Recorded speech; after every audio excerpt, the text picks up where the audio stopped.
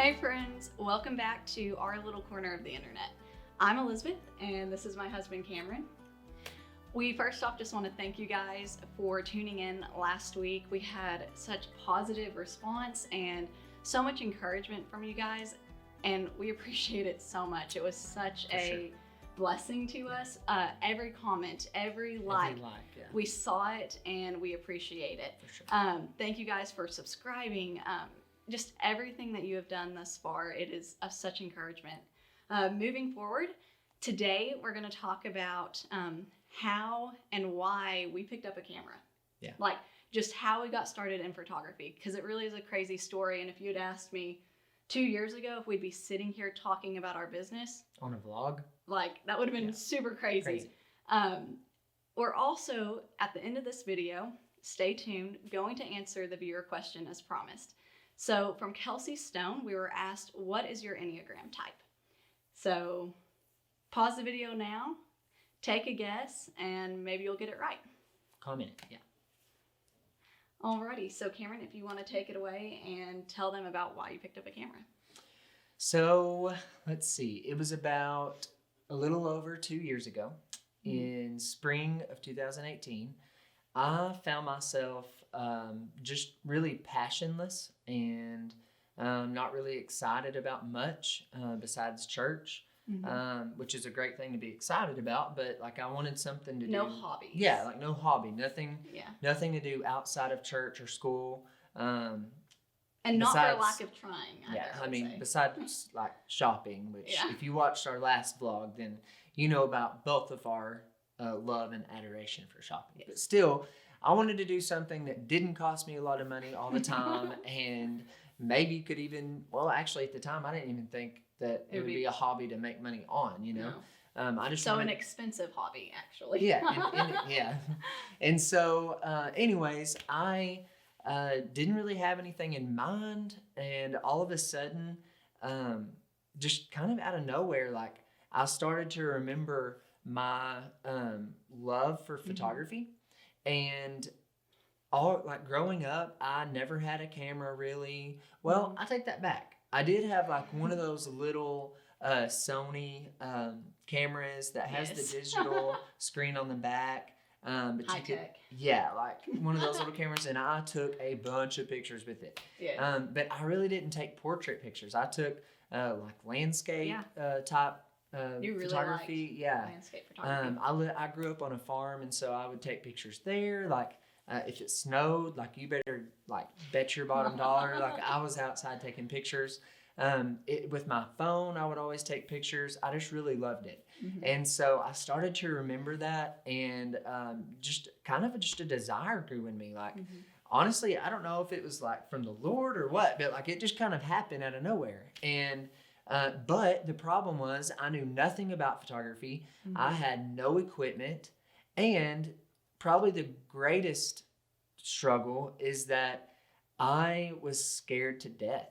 Like I was scared to death to take a step forward and putting yourself out there and not being great at it immediately. Yeah, I was super scared of failure. I was super scared of being a beginner. I was super scared of looking like, mediocre. And I didn't want to be just another photographer, like another person who picked up a camera and said, I'm a photographer now, And, now I've realized that you have to start somewhere. Like, there's no way around that. And, but anyways, that was holding me back. And so Elizabeth really encouraged me to pursue it anyway. And so I started watching videos on YouTube. I started Googling things like, what kind of camera is good to start with? What kind of brand? Like, what kind of lens do I need? Why is the kit lens not the best lens for what I want to do? Like, anything and everything. Like, should I get editing software? What kind of editing software? How to use the edit? Like, any question you can think of. Literally any question. All the dumb questions I was asking. And, now looking back, like, they weren't dumb questions. There really aren't dumb questions. And so I started asking those questions, started learning, and that was over a course of 2 to 3 months. And then we ended up going to Little Rock with her mother, and we went to Best Buy, and I kind of looked around at all the cameras, saw the big price tags I on think that's everything. when it really hit us too, that this was going to be a weighty decision. Yes, an investment. Yeah. Like it really was. It would have to mean something. Yeah. And so we didn't do anything that time, but then like in April or May, we went back to Best Buy of 2018, and we looked around. I went to the camera that Google said was best to start with, or recommended, and so we had nothing. We had no camera, we had no computer, nothing at all, and so we didn't even have money. Like didn't have any money. Like we were pretty newly married.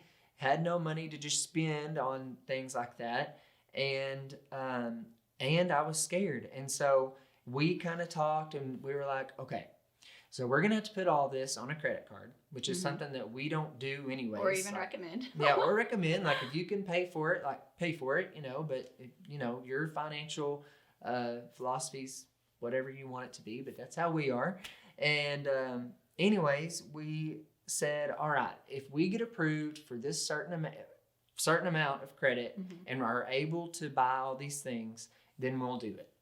And like almost as a prayer. Yeah, like, hey, like if we can, like, God, if this is meant to be, like, just let it happen right here. And so we ended up getting approved barely. Like I think it was like $200 or $300. No, it was closer than that. Like I think we had to pay $50 out of pocket. Okay, so like within $50. Yeah. And so we're like, okay, like I guess it's, a thing. And so we leave the store, and I'm a little bit nauseated. Which I have no idea, because at this time I'm super excited because I know that Cameron wanted to do this.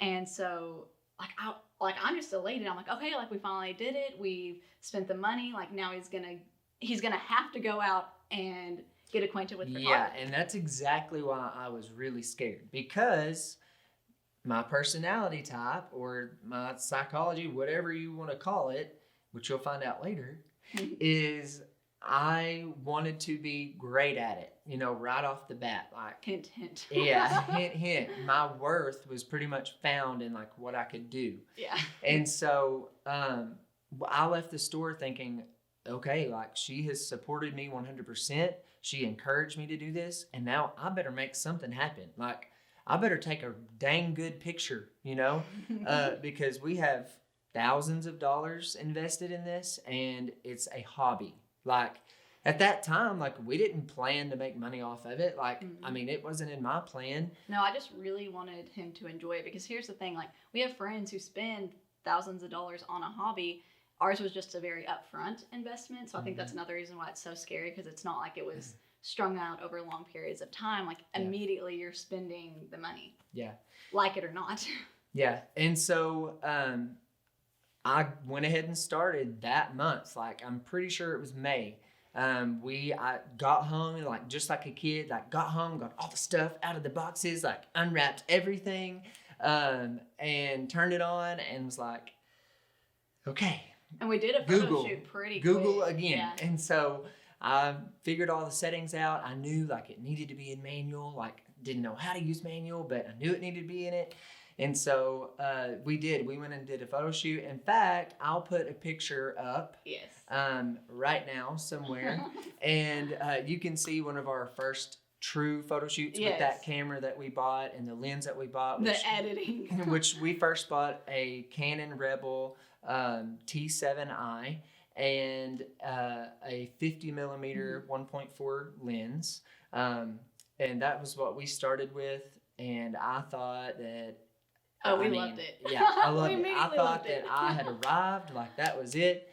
And so, And so looking back now at those pictures, like I'm still like, wow, that's pretty good. But I can definitely see how we've grown and changed over the years. And like I said, you have to start somewhere. Yeah. And so let me encourage you. Let me end this little spiel.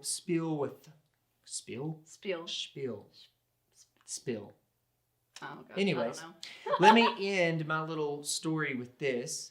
If there is a hobby that you want to get into that you've always kind of had, and like an inner desire to do it, like you feel like you're naturally gifted and you're naturally drawn to do that, do it. Like if you are fearful, that is normal. Like just because really you're is. naturally drawn to it doesn't mean you're not going to be fearful to do something new. In fact, if we ever get to a point where we lose our fear to try something new, then you're not growing. Like if we ever lose that fear, then you're not changing. And so I just really want to encourage you right now. Like if you've been waiting for that, and this is kind of sounding a little sermon-y, hint, hint again. A little preachy. But if you've been waiting for that message of, man, I just need a sign, or I just need a little bit of encouragement to do something that I've been wanting to do it now. Like, why wait? Literally, why wait? When you start something new, you will always be a beginner. Everybody was a beginner. Just do it. Yeah. All right. So moving right along, we're going to tell you guys what our Enneagram numbers are. And so I think it's really funny because when I first learned about this a couple years ago, I honestly believed that I knew what I was, I liked what I was, and then I took the test like 3 or 4 times before I believed the test. I even spaced them out. Like I didn't like take it over and over trying to get what I wanted. Like I took it. I was like, I don't really agree with that. So I took it again and again and again. Well, and let's just clarify, like an Enneagram, what is it? Because when I've not ever truly cared about it. And I love I think it's cool now that I've, taken the quiz and I was like shocked, of how accurate it was. But an Enneagram is not a horoscope or anything like that. Like it's not spiritual, like it's literally psychology. Like that's what it is. And so I just wanted to clarify. It focuses in on like base needs, wants, and desires. Yeah. That's built within kind of like the things that drive you. Yeah. Things that's built within your brain. So I am a type 3. When I found that out, so for you that don't know, a type 3 is the performer. And so I was really kind of disappointed because I thought that it was kind of shallow. And the things that a 3 really struggles with, I was like, I don't want to struggle with those things. Not that I didn't, because I was. Like, I'm like, oh my gosh, this describes me so perfectly, and I didn't like it. I do have a really strong wing 2, which originally is what I thought that I was going to be. But like I said, I've taken it so many times, and it's always a 3 with a wing 2 instead of just being a straight up 2, because 2s are the loving type. They're the helper. And so I always thought, like, what drives me? The need to like love people. And really, like, when I start looking within myself and like ask the question, why are you doing this? It is because I want to present myself in the best possible way. Like, I want people to appreciate me and to know me. And so, Cameron, if you want to give your number, and then we can do a little discussion of them. Okay. So you may have already guessed it, but my Enneagram is a 1. So basically a 1 is a perfectionist, and I was blown away at the description, at the strengths you have, the weaknesses you have that it describes in your little, explanation. But yeah, I'm a 1 for sure, through and through. That is me. Yeah. Okay. So I'm going to read what the 1 is, and then I thought Cameron could read the 3. That way we could discuss. And because we're married to each other, and so we know each other pretty well at this point. Perfectionists believe they must be good and right to be worthy. Consequently, perfectionists are conscientious, responsible. Conscientious. Yeah. That's a hard word. Yeah. Responsible, improvement-oriented, and self-controlled. So let me just stop there. Cameron is literally one of the most disciplined people I know. Like, by far. He has so much discipline, and it amazes me because I'm not so disciplined, like, in a lot of aspects of my life. And yet Cameron can decide to do something, and he does it. Like, he sets something, and he does it. It amazes me. They can also be critical, resentful, and self-judging. Also true. Like, I'm not going to deny it. Yeah, like, it really is, like, so one thing when we got married and what we still work on to this day, my love language, another fun fact, words of affirmation. And so when you marry a 1 and your love language is words of affirmation, it's interesting because what he means to be helpful and corrective a lot of times came off as critical and unappreciative. Without him, and so me being a 3, one of our problems is keeping our emotions in a box and not talking about them, pretending like everything's okay. And so that's exactly what I did. I was like, okay, well, it was just something little, so shove that away. Something little, like until the point of like, oh, all these little things build up and mean something. One of the most interesting parts of the read I thought was speaking styles. Ones are precise, clear, direct, honest, and detail-oriented. Others may perceive ones as judgmental, critical, sermonizing, or closed-minded. I'm sorry. Yeah. So like beyond that part though, like he is super precise and yet detail-oriented at the same time. It's even that amazes me because I'm not someone who I am a storyteller. I love words. And so I'm not super precise, but I do really like details. So I thought that was interesting. So strengths are honest, responsible, hardworking, dependable, practical, and self-reliant. And those are like which of course I don't see myself as half of those things. He's like discipline. She says discipline, and I'm like, it's because he's a 1 and he can't see it in himself. I guess. See, but even in our doubts, outside, like totally knows that he's so disciplined. So I think that's good there. And then if you want to read about mine and put in your 2 cents. So Elizabeth, according to her Enneagram, says performers believe you must accomplish and succeed to be loved.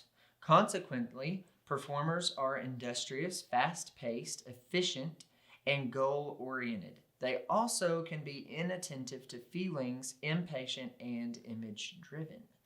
So what's really interesting about that is some of that is really true, whereas I feel like some of it, I definitely lean more into the 2. Interesting. So like... Well, because like inattentive to feelings, I feel like I'm kind of overly attentive sometimes to feelings. And so I think that's the 2 part of me that really like cares to the point of it being too much. Like I care too much. Well, and like here it says focus of attention, tasks, goals, and recognition for accomplishment. So that goes back to even your love language, which is the words of affirmation. Like I want to be noticed for the good that I do. Yeah, and that has been something that I have truly, like as a husband and a friend, have had to learn how to do because naturally I just don't hand out compliments. Like I think it in my head all the time. I think compliments all the time. Like, ooh, I really like his shirt. Or those are cool shoes. Or he did a really good job singing this morning. Or anything. She cooked a great meal tonight. Like, man, that was good. But I just don't let them out. Like, I don't know why. I just naturally just don't think to. And so I've had to learn to be way more, it needs to see your face. There we go. Cool. Nope. Okay. Yeah. So I've had to learn to be way more vocal with my compliments that are in my head because she thrives off that. Let's see. Their strengths: enthusiastic, action-oriented, problem-solving. That's crazy. She's a math whiz. Like that's math, she can do it. Like any kind of math. Successful, efficient, practical, and competent. All true. Challenges: image-driven, overworked, impatient. I don't see that in you though. I think more like some of my weaknesses are definitely like the emotional side of a 3. So competitive. Yes, I'm for sure. Like super competitive. You don't want to go to a basketball or football or any kind of sporting event with Elizabeth if you don't want to be noticed. Because I might be a little loud. She might seem sweet and calm on the outside right now, but if you get her in a stadium of any kind, totally different Elizabeth comes out. And the refs better watch out. Because if they make a bad call, like they're not getting cussed at or anything, but she will definitely notice and let them know that it was not the right call. I'm very fair. Yes, you could say that. Okay, it's locked again. And so another challenge is she is out of touch with her feelings. Which that part I think is the most true about myself. Like when I get She myself, just stuffs them down, doesn't let them come out. And I'm actually... when I'm in a bad place, like that is 100% Yeah. me. And I'm actually the exact opposite. I'm kind of a baby. And what? You're so vocal about your feelings. It amazes me. I'm a baby. I'm super sensitive at times with my feelings. Like, I can't hide my feelings. If I'm mad, I'm going to be mad. If I'm sad, I'm going to be sad. Like... And you probably won't know any of those things about me. No, ever. I'll be chugging along thinking everything's okay, and there will be a mental breakdown and a come to Jesus meeting in 2 minutes when I thought everything was totally fine for the past 3 weeks or more. Yeah, it's bad, so y'all. It's one of our struggles, but hey, everybody has them. So anyways, that wraps up our second vlog. We are so glad that you watched it, especially if you stayed with us all the way through. I hope you did. I hope you found us interesting enough to do that. And if you did stay all the way through, then give us your Enneagram type below. Yes, for sure. We want to know who you are. We want to know what you're like. We would love to connect with you. But anyways, like, share, comment on the video, subscribe on our YouTube channel. Hit that bell. Yeah, for sure. So I guess that's it, and we will see you guys later. Take care.